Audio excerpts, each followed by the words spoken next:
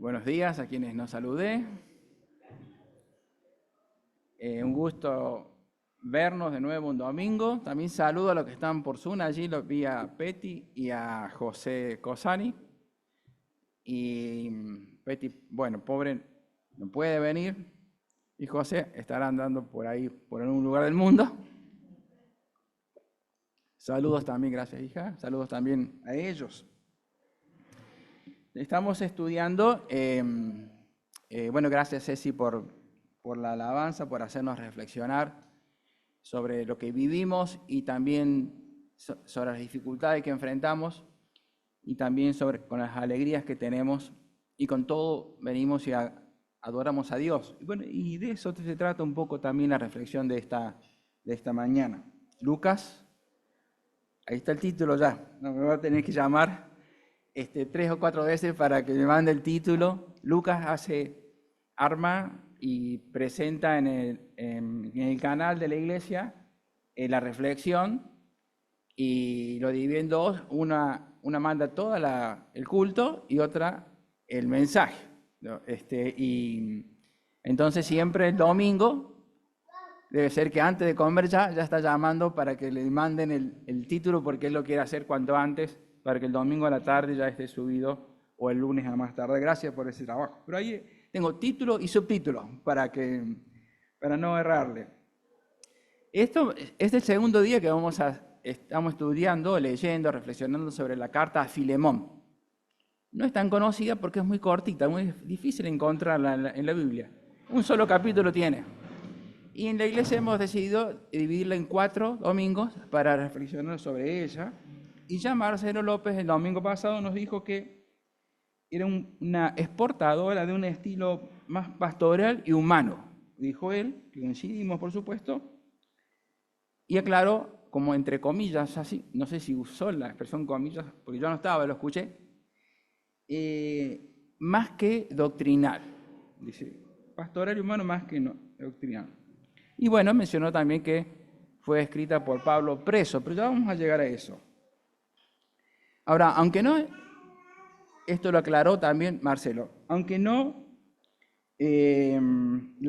la carta no trabaje el tema de doctrina, dice, nos habla del impacto social, ético, cultural, económico y eclesiológico. Y dije, wow. Entonces, es importante la carta. Vamos a la otra. Yo he puesto acá perdón que se va a leer poquito. Ahí le erré, me olvidé de agrandar la letra. Lo social. Lo social.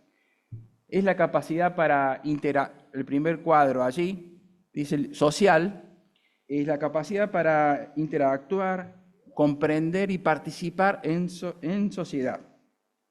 Incluye el respeto por los demás y la comprensión del impacto de nuestros actos. Vivimos en sociedad, entonces dice que la carta esta va a hablar de lo social. Lo ético, lo que consideramos correcto y justo, a eso le llamamos de lo ético. Después dice lo cultural, la capacidad de interactuar, de comprender, de participar en sociedad. Y tiene que ver más con el conjunto de creencias, de valores que tiene una sociedad. Algunos dicen que todo lo que hacemos, todo lo que soplamos, es cultura. Y a partir de ello se crea la cultura. Y bueno, la carta también va a considerar impactar en la cultura de aquella época y en la actual. Acá dice lo económico, es decir, cómo las personas utilizan sus recursos, o las sociedades utilizan sus recursos, cómo invierten sus recursos y cómo toman créditos para solucionar sus asuntos, ¿no? Todo lo que tiene que ver con lo económico. Y bueno, la última fragmento de la pizza ahí, eclesiológico, dice allá arriba.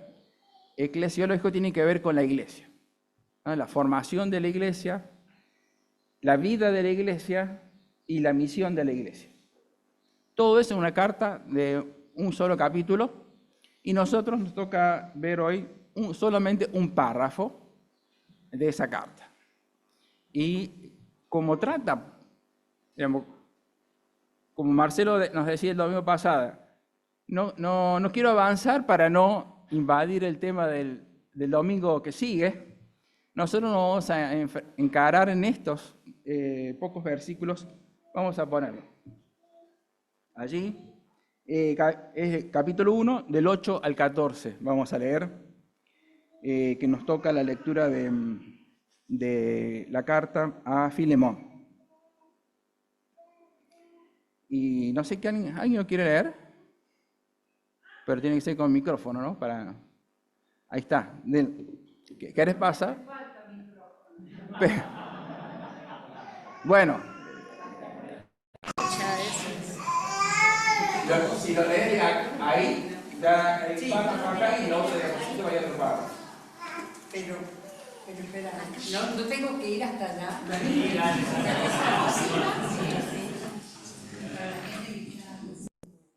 Sí. Bien, ¿lo puedes leer de ahí? Sí, no, de acá no. Bueno. Yo ya soy viejo y ahora estoy en la cárcel por servir a Jesucristo. Yo sé que tú me amas, por eso, aunque te lo podría ordenar, pues Cristo me ha dado esa autoridad, prefiero pedirte que me hagas el siguiente favor. Te ruego que recibas bien a Onésimo. Para mí, él es como un hijo, pues yo le anuncié la buena noticia aquí en la cárcel. Vamos a otra diapositiva. Antes, Onésimo fue para ti un esclavo inútil, pero ahora nos es útil a ti y a mí. Por eso ahora te lo envío de vuelta y espero que lo recibas como si me recibieras a mí. Me hubiera gustado que se quedara conmigo para que me ayudara en lugar tuyo mientras yo siga preso por anunciar la buena noticia. Pero no haré nada sin que tú estés de acuerdo para que el favor que te pido no resulte una obligación. Hasta ahí nomás. Gracias. Gracias. Es un párrafo. Pongo en contexto, Pablo es el que está escribiendo y le escribe a este Onésimo, a Filemón, sobre Onésimo. Lo primero, vamos a la primera placa allí, a la próxima. Ya hemos dicho Pablo, todos coinciden que la autoridad de Pablo en esta carta y Pablo está preso. Y vamos a como estructurar la reflexión en relación al autor, ¿no? A Pablo. Pablo preso. Pablo preso. Nosotros recordamos, ¿no?, varias veces que estuvo Pablo preso. ¿Se acuerdan? En Hechos, el relato del Hecho, y cuando estuvimos en Filipenses, ahí en Filipos, cuando denuncian a Pablo y Pablo es encarcelado. ¿Recuerdan esa historia, no? Y está el famoso carcelero de Filipos que se quiere quitar la vida y Pablo le dice detente, ¿no? Esa es una de las primeras ocasiones que Pablo va preso, pero no es la única. En reiteradas ocasiones Pablo va preso. Estuvo en Cesarea Marítima, calculan 2 años preso. Después en Roma, por supuesto, en la cárcel Mamertina. Alguien me dijo que estuvo en Mamertina. La Susi, Tinto. ¿Vos te acordás algo de...? A ver, bueno, pero tenés que contarnos a todos. ¿Vos también estuviste? Bueno, tenemos acá testigos que han ido donde según se cree que estuvo Pablo. Pero que alguien nos cuente un poco lo que se ve hoy o lo que se... A ver, la Mary. ¿No hace falta el micrófono? ¿Hay un micrófono ahí? Dálenos. Hueco en una piedra, o sea, se va bajando y cada vez se va haciendo más estrecho y hay un momento que ya no hay luz, pero es simplemente eso, es como un hueco y muy húmedo, muy pesado, muy húmedo, porque queda ahí toda la humedad y entiendo que además caían ahí todos los residuos iban cayendo de celda en celda, digamos. Así que básicamente mi hueco en la tierra que va bajando profundo, se va haciendo cada vez más estrecho y es sofocante. Bueno, gracias porque nos aclara un poco nuestra imagen de cómo era la detención. Aunque en realidad también la mayoría de los autores coincide que además de estar ahí, a la hora de escribir esta carta, Pablo está preso, pero está preso en una prisión domiciliaria, porque era un beneficio para la gente mayor, ciudadanos romanos, la mayoría de ellos está detenido en alguna casa, en alguna dirección que han tenido que poner, porque Pablo no tenía casa allí en Roma. ¿En dónde?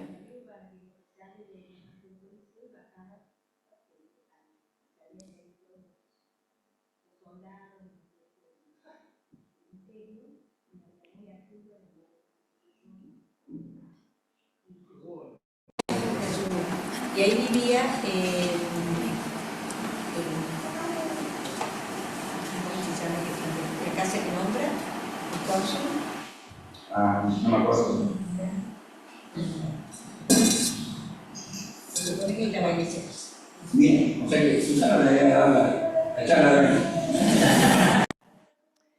de en realidad la cárcel no era un destino.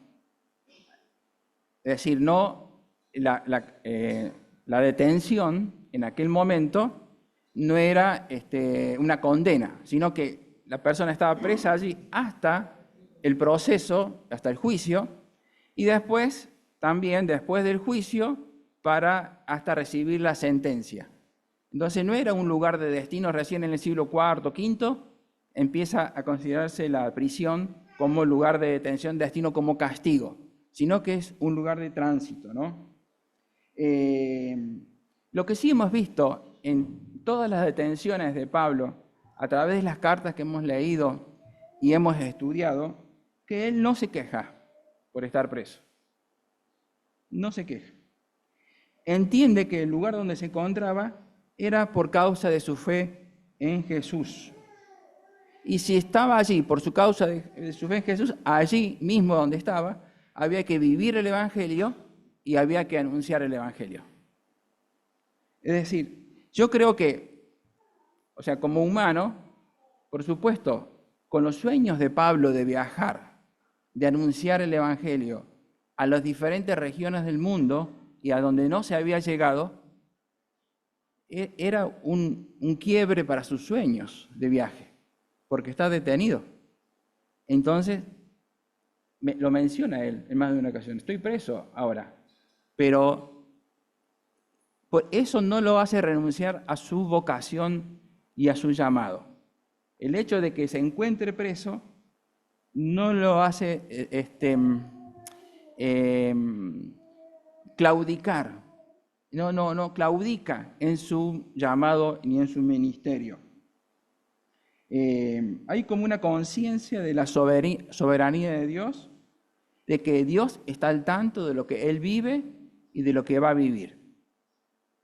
Y esa misma conciencia de la soberanía de Dios, que Dios está al tanto de lo que nosotros vivimos, es clave para nuestra fe hoy.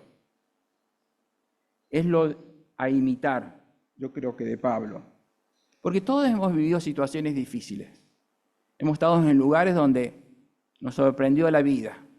A lo mejor en una sala de un hospital, en terapia intensiva, o acompañando a alguien que está en terapia intensiva de nuestra familia, o la inseguridad de no tener diagnóstico. Todos hemos estado en situaciones, o una situación triste en la familia, no sé cuántas cosas hemos vivido. Y no importa, hoy mencionó la Ceci, había muchos chicos jóvenes, no importa si hemos vivido 20 años o 80. A los 20 se ha vivido y a los 80 también hemos vivido situaciones de crisis. Hemos tenido que estar allí soportando lugares. ¿Y qué nos sostiene? ¿Qué nos sostiene en ese lugar en donde no habíamos pensado estar? En esa situación donde no habíamos pensado estar. Y bueno, nuestra fe en Dios. A veces es como que Dios hace silencio ante nuestros ruegos. Silencio, silencio. Pero los creyentes creemos que el silencio de Dios no es ausencia de Dios. Dios está allí. Y es una convicción interna de la cual tenemos quienes hemos aceptado esa fe en Jesús, que Dios está al tanto de lo que nosotros estamos viviendo en ese momento. Dios ya lo sabe. Dios ya lo sabe. Y hay un salmo, me gustaría cerrar esta idea, de que Pablo preso, dice el Salmo 46:1, Dios es nuestro amparo y nuestra fortaleza, nuestro pronto auxilio en todos los problemas. Ceci hoy nos mostró la última semana de octubre que vivimos. Al tener esta fe en Dios, podemos, al igual que el salmista, expresarnos de esa manera. Dios es nuestro amparo y nuestra fortaleza. Vamos a la otra placa. Pablo viejo, no lo digo yo, dijo Pablo, lo leímos ahí, Pablo viejo. Dice, soy viejo, dice Pablo. Pero vamos a darle otra vueltita ahí, porque ¿otra más? Ahí está. Para que no, porque la palabra viejo yo sé que no gusta mucho. Entonces le puse anciano. Pero bueno, está bien, es un sinónimo. Pablo es anciano. Es decir, que Pablo vivió de joven estudiando su religión judía, parece que fue buen estudiante, y después se volvió del más fanático de esos estudiantes, defendiendo su fe judía, incluso violentamente contra el nuevo grupo de fe que había surgido allí con los seguidores de Jesús, y él, bueno, se convirtió en ese líder que atacaba a la iglesia. ¿Se acuerdan que ante el martirio de Esteban, Pablo estuvo ahí presente y estaba certificando y estaba feliz ante ese hecho de violencia? Dice la expresión de Reina Valera, dice, respiraba amenazas. O sea, el motor que lo movía era el odio hacia los nuevos cristianos, hasta que se encuentra con Jesús y le cambia la vida, se vuelve de nuevo estudiante, pero de otra manera, y cambia radicalmente, se da cuenta que le está enfrentando es a Jesús, que es como hijo de Dios, que él era el Mesías, y luego logra ser como un abanderado del avance del Evangelio en la iglesia. Ya ahora está anciano, a esta altura. Ha pasado toda esa vida. Entonces escribe desde su lugar, desde su edad. Yo me imagino esa escena, porque esto es medio irreal, porque acá lo vemos como pensando, escribiendo. Según este mismo texto de Filemón, al leer, parece que otro escribía y él dictaba, y Pablo escribe como un saludo solamente porque no le da la vista. Entonces, esta es la única foto que encontré, pero está claro que no es del todo así. Pero de Pablo anciano me hizo pensar en las canas de la Biblia. En las canas de la Biblia. Hay un salmo que el salmista dice, y después un profeta que cuando habla rescata las palabras de Dios. Y los dos hablan de la ancianidad, de alguna manera. Dice el Salmo 71, desde que yo era joven, tú has sido mi maestro. Y hasta ahora sigo hablando de las maravillas que has hecho. Dios mío, aunque estoy lleno de canas, no me abandones. Todavía quiero decirle a los que aún no han nacido que tú eres un Dios poderoso, que eres incomparable. Dice el salmista, ¿no? Has sido mi maestro, me has acompañado, y ahora, ya que tengo canas, es decir, que soy mayor, aún quiero anunciar tu mensaje. El profeta Isaías, en cambio, rescata palabra de Dios mismo diciéndole al pueblo. Dijo Dios, óiganme ustedes israelitas, yo los he cuidado desde antes que nacieran, los he llevado en brazos y seguiré haciendo lo mismo hasta que lleguen a viejos y peinen canas, y los sostendré y los salvaré porque yo soy su creador. Ven las imágenes que usa, ¿no? Desde antes que nacieran, y después los llevé en brazos, ¿no? Como un padre, como una madre, Dios, desde la temprana edad o desde antes del nacimiento hasta la ancianidad está el cuidado de Dios, el cuidado de Dios. Algunos pueden tener esa experiencia porque o tienen buena memoria, recuerdan su historia, o porque han vivido en un espacio de amparo desde la niñez. Otros, de alguna manera, no pueden replicar esa experiencia porque la de niños ha sido difícil, violenta. Es como que allí estaba como la ausencia de Dios o el silencio de Dios en algún tiempo. Pero esta es la vivencia de esta gente, ¿no? De esta gente, que puede ser nuestra también. Y lo que me encanta a mí, cuando el niño Jesús cumple 40 días, José y María lo llevan al templo. Y ahí está el anciano Simeón que lo recibe, y aparece una mujer que va al encuentro del niño. Y les leo, como lo dice el Evangelio de Lucas. En el templo estaba también una mujer muy anciana, que era profetisa, se llamaba Ana, hija de Penuel, pertenecía a la tribu de Aser. Cuando Ana era joven, estuvo casada durante 7 años. Entonces acá nos está diciendo que ya es viuda, Ana. Pero ahora, aclara, era viuda y tenía 84 años de edad. Se pasaba noche y día en el templo, ayunando, orando y adorando a Dios. Cuando Simeón terminó de hablar, Ana se acercó y comenzó a alabar a Dios y a hablar acerca del niño Jesús a todos los que esperaban que Dios libertara a Jerusalén.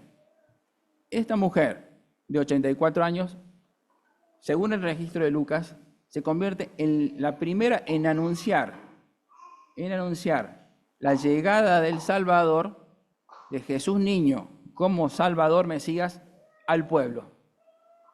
Es la primera persona que lo hace, porque antes lo habían hecho ángeles, o los pastores, que no está explícito, pero que vuelven a sus comunidades. Ella, en pleno centro religioso de Jerusalén, en el templo, se encarga de anunciar a todos la llegada del Mesías. Es como, pienso yo, como una sensibilidad de los ancianos que se logra después de haber vivido, como una realidad de vida que se capta luego de cierta edad y que es capaz de percibir algún mensaje del cielo que durante nuestra juventud, como vamos tan deprisa, no nos damos cuenta. Por eso Pablo dice, soy viejo, pero hay mucho allí en esa expresión. Soy anciano, sí. Aún así interviene, como leímos, ¿no? Interviene en algunos problemas. Pero quizás en una sociedad como la nuestra, que muchas veces descarta a los mayores, este es un llamado de atención, porque Dios no los descarta. Dios no los descarta. Y en cada edad que vivimos tenemos esa oportunidad de servir a Dios. Nunca es tarde para hacerlo. Tenía más cosas acá, pero vamos a ir más rápido, aunque Nico me dijo, no cortes. Pero sí, mi señora a veces me dice que corte. Vamos a la otra. Pablo líder. Pablo líder. Me gustaría que me ayuden ahora y descubrir algunas características de Pablo líder en esos dos textos en ese texto que pusimos. Así que podemos volver al texto escrito para atrás. Perdón, no lo puse adelante, pero ahí está. Algunas características de su liderazgo. Hay mucha gente que trabaja con personas acá que han sido líderes han coordinado personas en su trabajo, en su tarea. Algunas características, yo sé que es una foto porque es parcial y se trata de este texto, porque Pablo líder tenemos para leer en todas sus cartas y en el libro de Hechos. Pero en este texto, ¿qué elementos vemos que podremos observar que son cualidades del líder Pablo? Bueno, sí.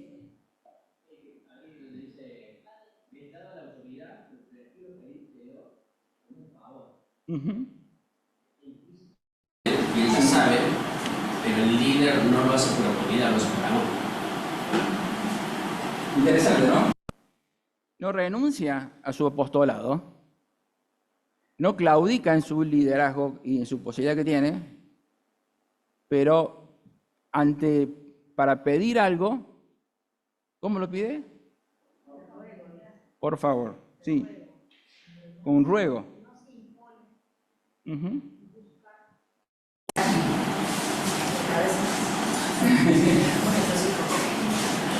No se impone, apela, muy bien.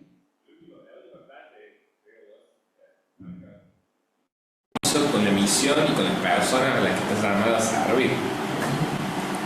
Porque aún estando en la cárcel, sigue haciendo su trabajo y además lo que se deriva de relaciones personales a partir de ese trabajo que Dios le ha dado es lo más fuerte. Cuando alguien dice es como un hijo, ¿qué más puede decir de otra persona? Interesante. ¿Alguien más?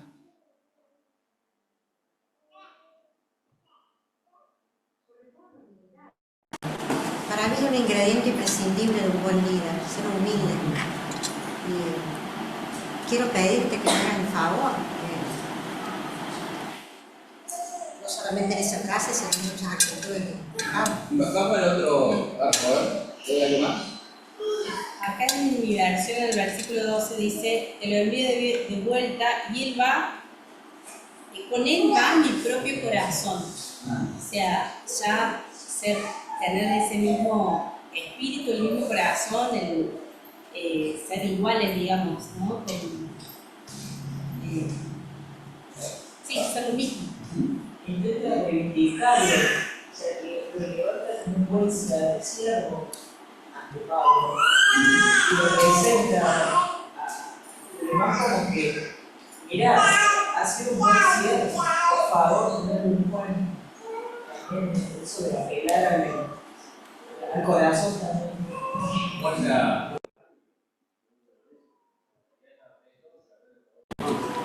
María dice eso.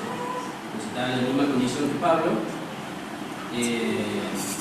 pero ahí conoce al Señor y cambia. Ahora lo devuelve, ahí cuando dice, lo devuelve en otras condiciones. Él es normal. Así que todo. Yo creo que algo importante es también saber de dónde viene su liderazgo. No era que lo habían votado, las autoridades nomás lo habían puesto, sino que Dios mismo lo había puesto ahí por ese propósito. Entonces, a mí me causó una relevancia porque su accionar o su vida demostraba que él era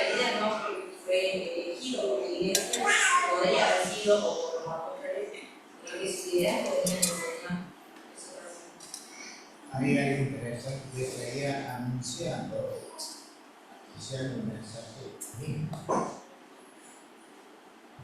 Esto sería anunciando. Y como líder, vuelvo a decir, es lo mismo que dijo Andrea, la humildad dice, no hay nada sin que tú estés de acuerdo. Yo tengo la autoridad de hacerlo, pero no hay nada sin que tú estés de acuerdo. Esa humildad vuelve a aparecer en el texto varias veces. Quizás si alguien recibe una orden, es diferente si alguien toma la decisión de hacer algo por sí mismo, ¿verdad? Porque Filemón está, no sabemos cómo resuelve, pero sí, yo...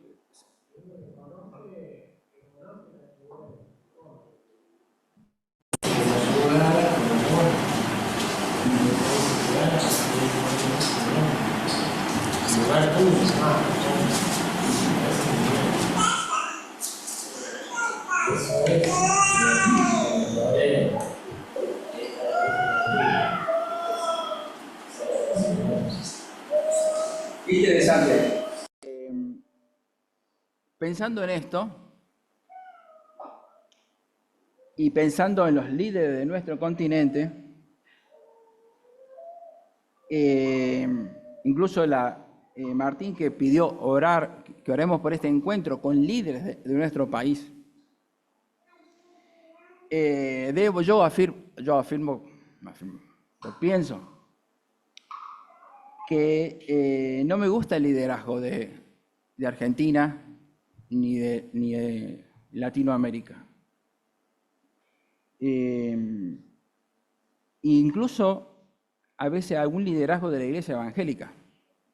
Voy a aclarar que no estoy hablando de esta iglesia, pero necesitamos, creo, liderazgos más paulinos, más humanos y menos apocalípticos, liderazgos menos autoritarios, liderazgos más encarnados en lo cotidiano, es decir, con lo que sucede, como lo hizo Jesús, liderazgos más respetuosos y menos preocupados en manejar la vida de los otros, liderazgos menos ambiciosos en relación a los éxitos personales y más generosos para compartir los dones y los talentos, liderazgos al servicio de los hermanos y de la comunidad.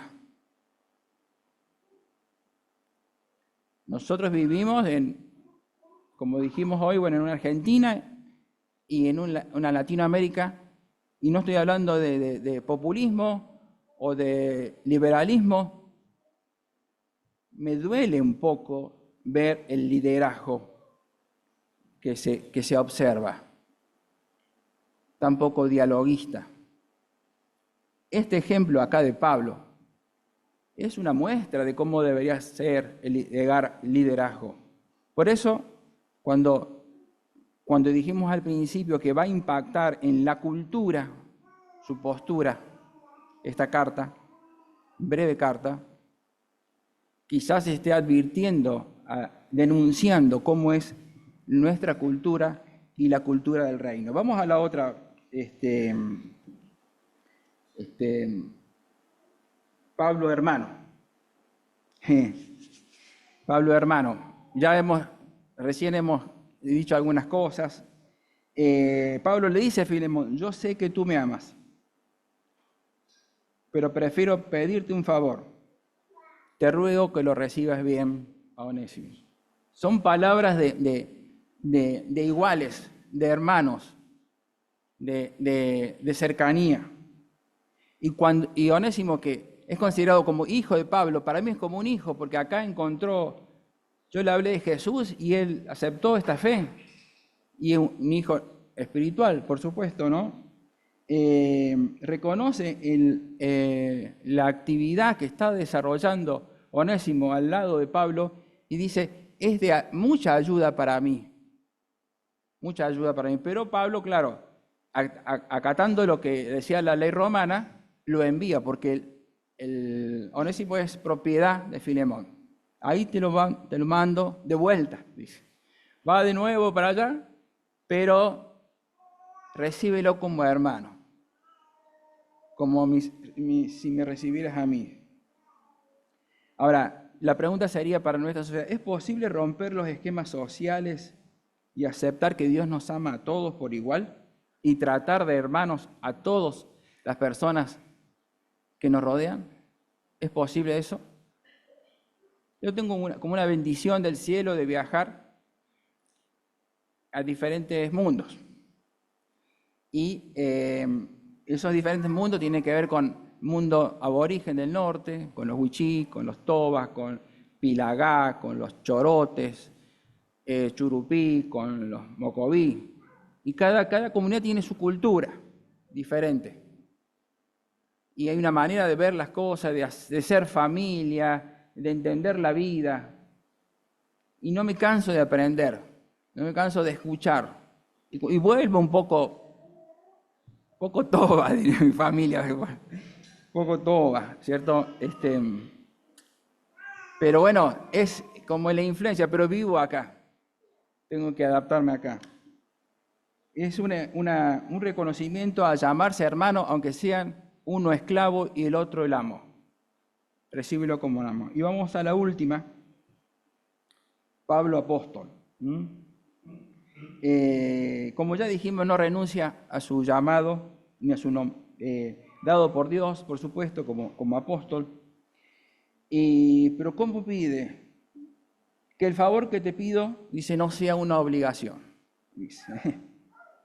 Y espero, ya lo mencionamos acá, que lo recibas como me recibieras a mí.